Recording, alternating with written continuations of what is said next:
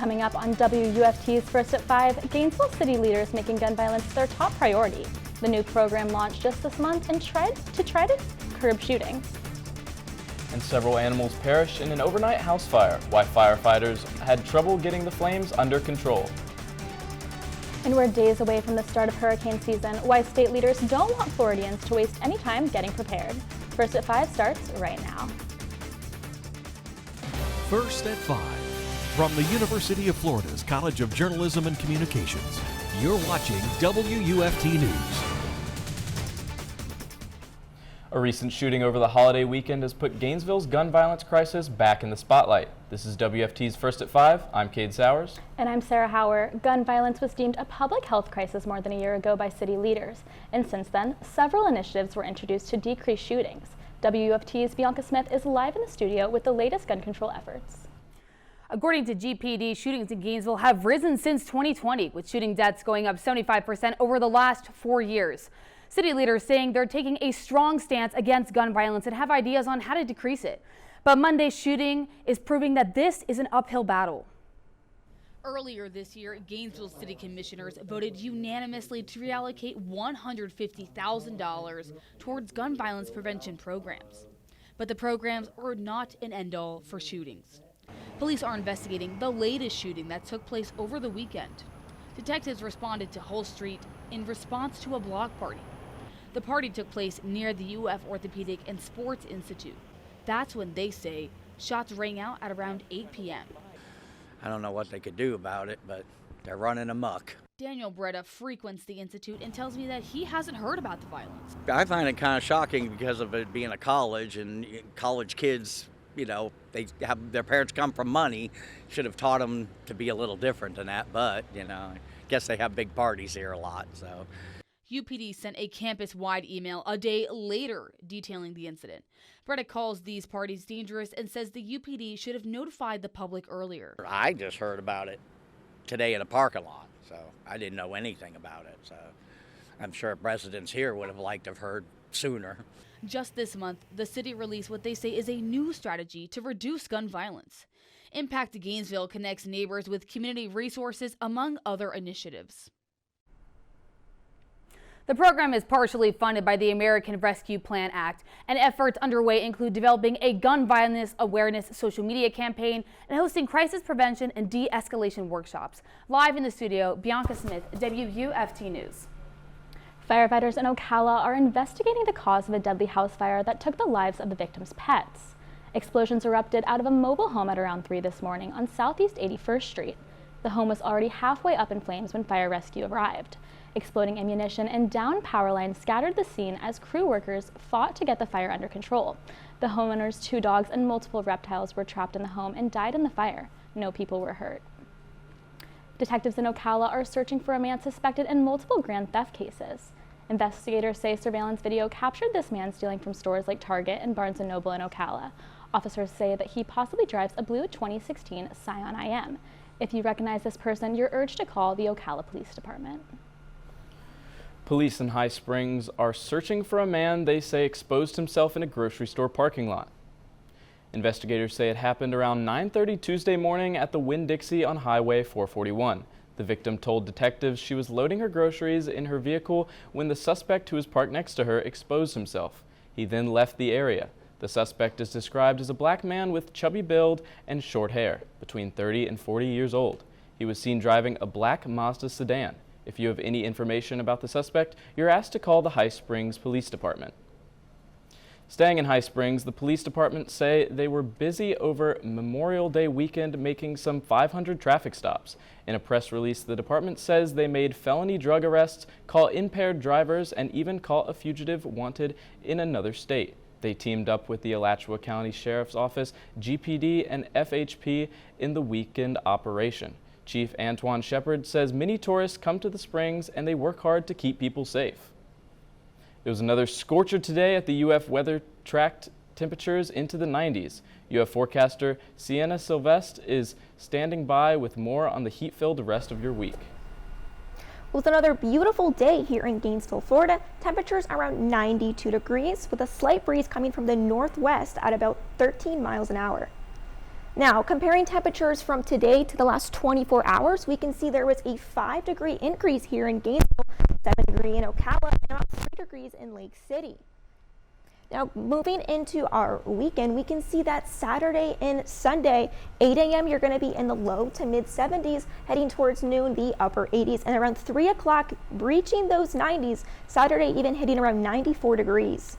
And then coming up, we can see a change in humidity with less humid on Friday, moving into an increase in humidity leading towards a muggy but dry weekend with few afternoon storms through Thursday through the weekend. A South Florida father is behind bars charged with child abuse and battery after a cell phone video allegedly shows him choking a young boy. Robert Marcous's child and the victim began fighting while playing with water guns in a local park when police say the man intervened and began violently strangling the victim. Sunny Isles Beach Police says the child was choked to the point of tears and the child was unable to defend himself. The 10-year-old is okay and Marcous's bond is set at $5,000. Floridians are urged to take advantage of the state's annual disaster preparedness sales tax holiday that begins later this week. The holiday always lines up with the start of hurricane season. Supplies that will be exempt from the sales tax during this holiday include portable generators, smoke detectors, fuel tanks, fire extinguishers, portable radios, and batteries. The first round of the sales tax holiday goes from June 1st to June 14th. The second disaster preparedness sales tax holiday is from August 24th to September 6th. And speaking of disaster preparedness, Senator Rick Scott is touring the state this weekend, reminding Floridians to prepare for the upcoming hurricane season.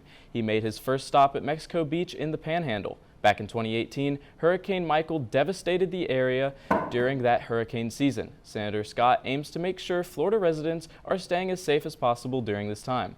NOAA expects between 8 to 13 storms this season. Have an evacuation plan, share it with your family. Understand you're probably going to lose power, understand you might lose communication. So if you're going to do that, what do you need? Radio, batteries, prescription, documents. You need everything, and you need 7 days of food, 7 days of water. Floridians looking to put together a disaster supply kit can find a list of suggested items on the Florida Division of Emergency Management website. A new law in Florida allows doctors to perform cesarean sections outside of hospitals. This law allows for advanced birth centers where physicians can deliver babies vaginally or by C-section to women deemed low risk. About 1 in 3 births in the U.S. are C-sections, according to the Centers for Disease Control and Prevention. However, only patients with in-network insurance can be treated, and emergency walk-ins are not accepted. The law also requires these centers to have a transfer agreement with a hospital. Supporters of the law say it will lower costs and give a homier birthing atmosphere, but doctors have warned this poses serious safety threats to patients. The rising Suwannee River has forced leaders in Levy County to close all boat ramps. The ramps closed earlier this afternoon. The department says this is to ensure the safety of homes along the banks due to rising water levels. Boaters are asked to observe a no-wake zone to prevent damages to homes and docks. This Levy County Department of Parks and Recreation will monitor the ramps until water levels have receded. Barricades have been placed at all ramps. The Clay Landing, Camp Azalea, and Flowers Bluff ramps have all been closed. An end of the school year festival will be held at the Ocala Downtown Market this weekend. The event will be held Sunday, June 2nd and is free to the public. This family-friendly event will feature a DJ, a bounce house, and several other interactive games and competitions. There will also be over 60 vendors selling kids-related items as well as food trucks. The event is from 11 a.m. to 3 p.m. on Southeast Osceola Avenue. Coming up as we head into the summer months, campaign season gets underway. The demographic of voters both presidential candidates are targeting. And what scientists believe is the reason why this summer could be one for the record books. All that and more when First at 5 returns.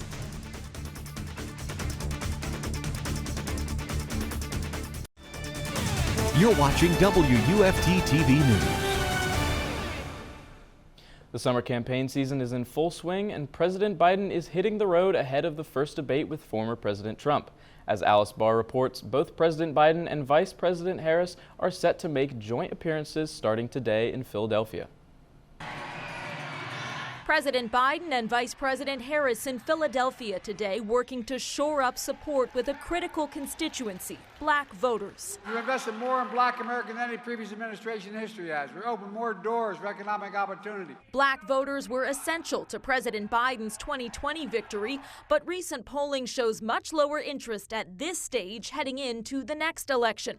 And former President Trump is making some gains among voters of color. Trump is the man that can save this country. Drawing a diverse crowd at a rally in the Bronx last week. It's too much crime. Everything is going downhill. The economy is going bad. The food is expensive. The president and vice president unveiling a new effort, Black Voters for Biden-Harris, aiming to team up with grassroots organizations and trusted surrogates to directly engage with black communities. That sustained organizing work stands in stark contrast to the outreach efforts, or lack thereof, that we see from the Trump campaign. At Morgan State, an historically black university in Baltimore, some students are planning to mobilize against former President Trump. I do not trust him, and I think if he ends up winning the presidency, America will turn into something unrecognizable. While a key message stands out, black voters are not a monolith. It's important to allow us to form our own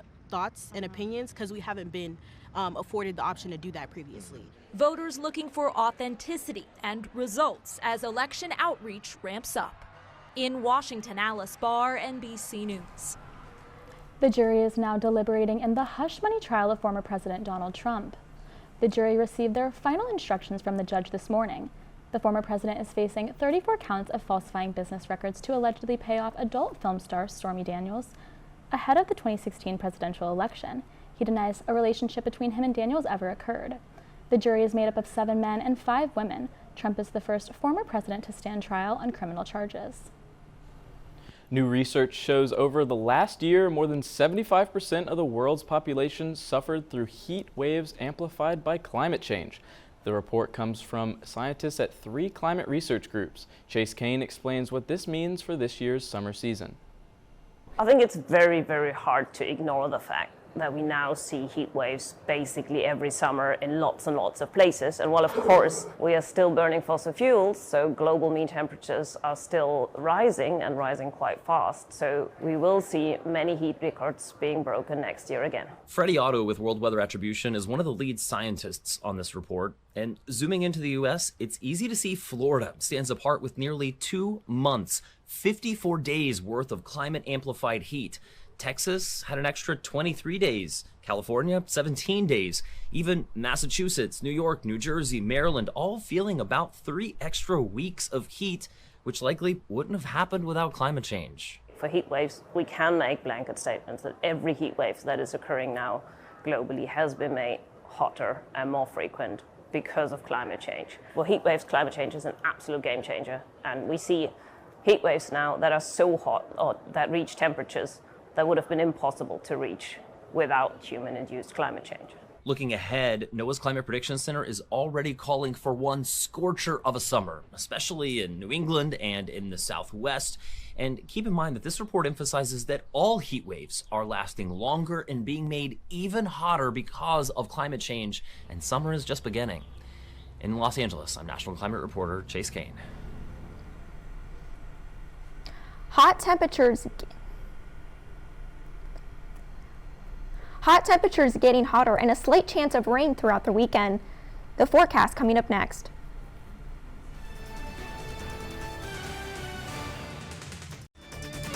You're watching WUFT-TV News. Still sunny skies here over the O'Connell Center, but now with wind gusts up to 18 miles per hour. Panning to the entire state of Florida, we can see 89 degrees in Daytona, 96 up in Jacksonville, upper to lower 90s across the state of Florida. Now comparing to the heat index, we can see that these temperatures are very close to our actual temperature, as we talked about that humidity decreasing through Friday. Now if we look at the hourly, we can see at 7 p.m. expect a low chance of showers around 20%, and then going into your night, you can see dipping into the lower 70s.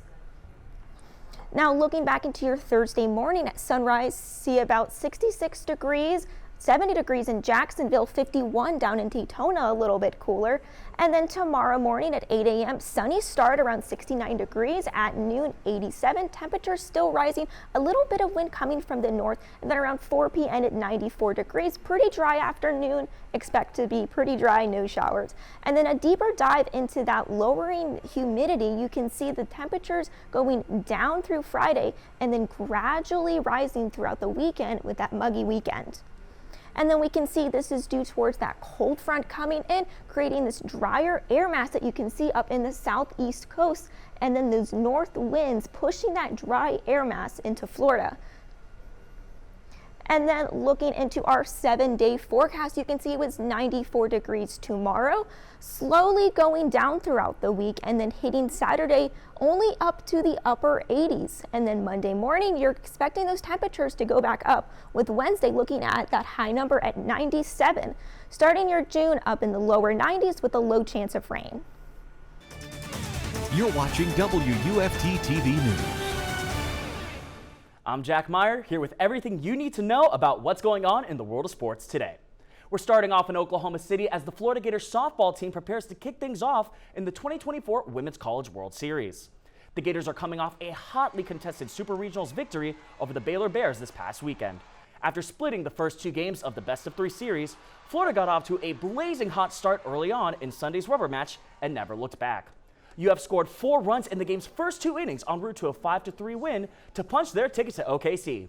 The 4th-seeded Gators will open up their College World Series slate with a Day 1 matchup against the 5th-seeded Oklahoma State Cowgirls tomorrow evening. First pitch is set for 9:30 p.m. Eastern Time. Florida's softball squad won't be the only one saddling up for some action out west. The Gators baseball team will also be in Oklahoma this weekend as they gear up for the NCAA Stillwater Regional. The Gators finished the regular season just 2 games above 500 before being bounced from the 2024 SEC tournament by the Vanderbilt Commodores in the opening round. In spite of these hardships, Florida still managed to secure an NCAA tournament berth, thanks in part to the team's strength of schedule and a stellar season from two-way phenom Jack Caglione. With a fresh slate and the regular season now behind them, the Gators will kick things off in the Stillwater Regional with a matchup against the Nebraska Cornhuskers this Friday. First pitch there is set for 3 p.m. Eastern Time. And finally, criminal charges have officially been dropped against top-ranked golfer Scottie Scheffler following a traffic incident outside the PGA Championship 2 weeks ago. Scheffler was arrested after allegedly dragging a police officer to the ground with his car, but a Kentucky prosecutor has since called the matter a big misunderstanding. It's good to see that the world of golf is able to avoid a major scandal with that whole everything going on there. Yeah, it's a good thing that Scottie Scheffler is a better golfer than he is driver. Whew, I'll tell you that much. If I was his caddy and he's behind the wheel in a golf cart, I'm not getting in there. Before we go, one last check on the weather.